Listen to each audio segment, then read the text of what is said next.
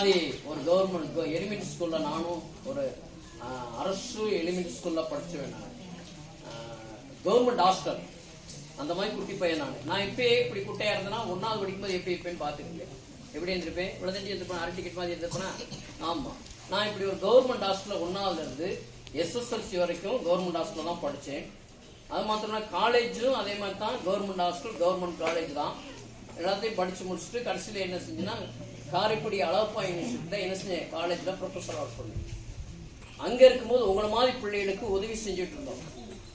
அப்ப எனக்குள்ள ஒரு இது, ஏன் இப்படி செய்யணும் அப்படின்னு சொல்லிட்டு இல்லாத பிள்ளைகளுக்கு உதவி செய்யணும். அன்னைக்கு ரிசைன் பண்ணிட்டு இன்னைக்கு வரைக்கும் என்ன செஞ்சுட்டு இருக்கோம், உங்களை மாதிரி பிள்ளைகளை படிக்க வச்சு முன்னேறிட்டு இருக்கோம்.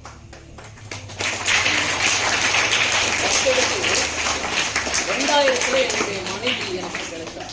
2000 முன்னாடி கிடைச்சிட்டா. சரி, 2007 இல்லை, 2000 முன்னாடியே எனக்கு மேரேஜ் ஆயிடுச்சு.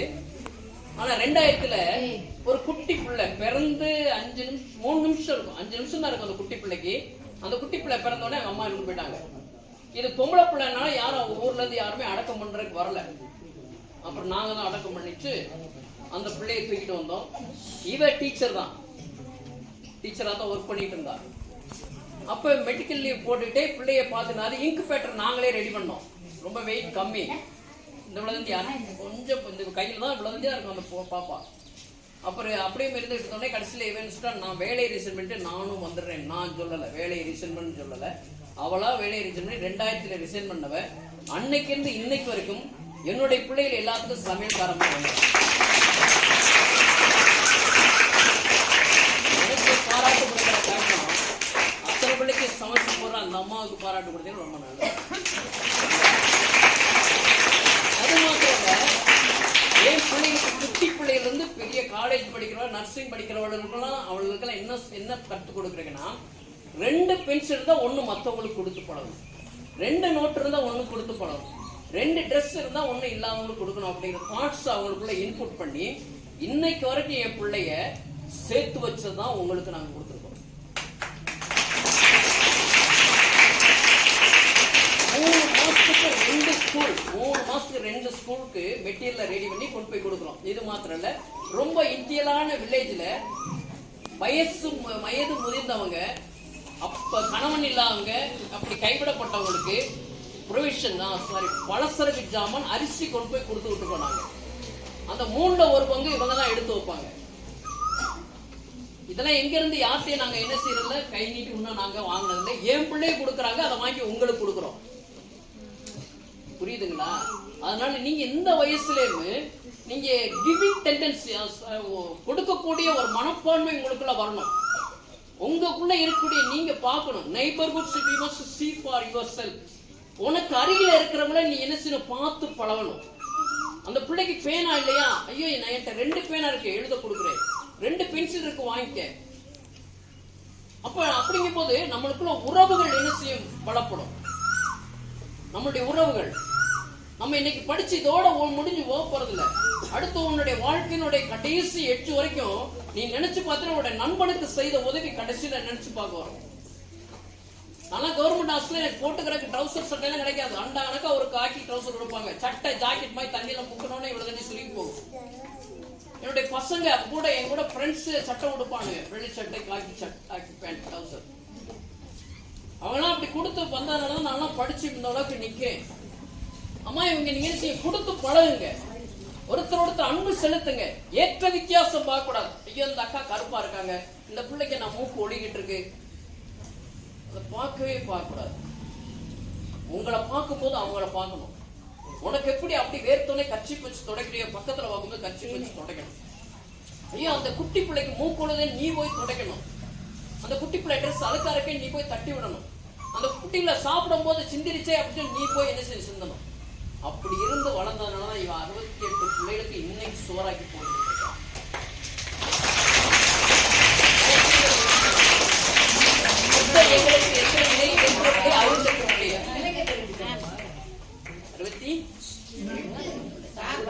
68 பிள்ளைக்கு தாய் தகப்பேன். நான் 68 பிள்ளைகளுக்கும். ஆமா, அப்ப உங்களையெல்லாம் பார்க்கும்போது எவ்வளவு சந்தோஷமா இருக்கு. நிஜமாவே அடுத்த முறை உங்களுடைய அம்மா உங்களுக்கு என்ன தேவைன்னு கேட்டு போன் பண்ணாங்கன்னா நிச்சயமாகவே என் பிள்ளைகள் சொல்லிடுவேன், இந்த மாதிரி எங்கள் பிள்ளைகளுக்கு வேணும்னு சொன்னேன், அவளை எடுத்து வச்சு வாழுங்க. நாங்கள் திருப்பி மீண்டும் உங்களை பார்க்க வருவோமா வரமாட்டோமா?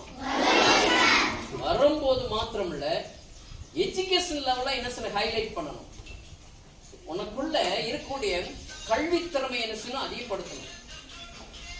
புரியுதுங்களா? அப்ப அவங்க நம்மளுக்கு செகண்ட் பேரண்ட் கூட teacher is a first parent. அவங்க தான் அவங்க என்ன கத்துக்கிட்டாங்களோ அதை உங்களுக்கு என்ன செய்வாங்க, ரிப்ளைட் பண்ணுவாங்க. Teach our self teach others. அவங்க என்ன செய்றாங்க, என்ன கத்துக்கிட்டாங்களோ அதை உங்களுக்கு சொல்ல போறாங்க. அப்ப நீ கத்துக்கிட்டதை மத்தவங்கிட்ட சொல்ல போற. அப்ப உன்னுடைய தேவை என்ன செய்றாங்க, 24 மணி நேரத்துல 18 மணி நேரம் உன்னை வாட்ச் பண்ணிட்டு இருக்க ஒரே ஒரு தாய் இவங்க தான். மீதி நேரம் தான் உங்க அப்பா அம்மா. உன்னுடைய எல்லாத்தையும் அப்படி என் பிள்ளை எப்படி இருக்கும், என்ன செய்ய போகுது அப்படின்னு சொல்லி என்ன சொல்லுவாங்க, உன் மேல முழு கவனம் செலுத்துறது முதல் தாய் அவங்க தான். முதல் தாய்க்கு முதல் மரியாதை, முதல் தாய்க்கு மரியாதை. திருவள்ளுவர் ஒன்று சொல்லியிருப்பார், சொல்லுவோம். திருவள்ளுவர் ஒன்று சொல்லியிருப்பார்ல, திருவள்ளுவர் ஆசிரியரை பத்தி ஒன்று சொல்லியிருப்பாங்கல்ல. யாருக்கு எத்தனை திருக்குறள் தெரியும்?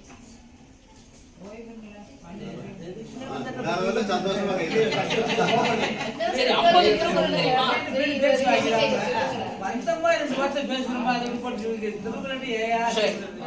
அதனால என்ன செய்ய, முதல் தாய் உங்களுடைய ஆசிரியருக்கு என்ன செய்ய, மரியாதை கொடுங்கள். இரண்டாவது, உங்களை நேசிக்கிற உங்களோடு இருக்கக்கூடிய உங்களுடைய பிள்ளைகள், உங்களுடைய நண்பர்களுக்கு என்ன செய்ய, அன்பு கொடுங்க. இந்த ஆசிரியருடைய அன்பு, உங்களுடைய அன்பு நம்மளுடைய கிராமத்துல பரவட்டும். நம்மளுடைய கிராமத்துல பரவும் போது நம்மளுடைய நகரமே சந்தோஷமா இருக்கும். ஏற்றத்தாழ்வுகள் குறையும், ஏற்றத்தாழ்வுகள் குறையும் பொழுது எல்லாருமே சந்தோஷமா இருக்கும். அதை காட்டிலும் ஒரு நிமிஷம் உங்களுடைய கண்களை மூடி, வயநாடுல இறந்த உங்க கல்வி பிள்ளைகள் அத்தனை இறந்த பிள்ளைகளுக்கு ஒரு நிமிஷம் கண்களை மூடி அமைதியை நிமிஷம் அவங்களுக்கு செலுத்துவோம்.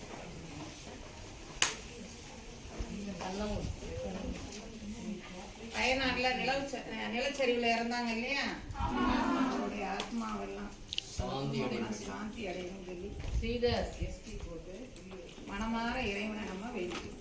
கண்ணை முடிக்க நேரா நிமிர்ந்து உட்காந்துக்க,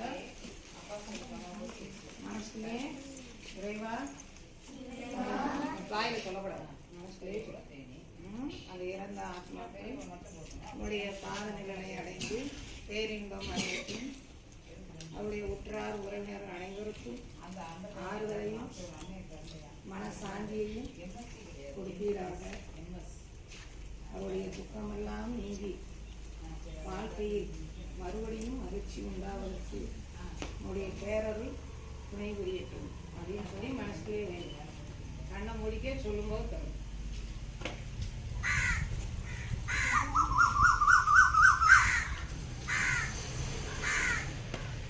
நல்லது.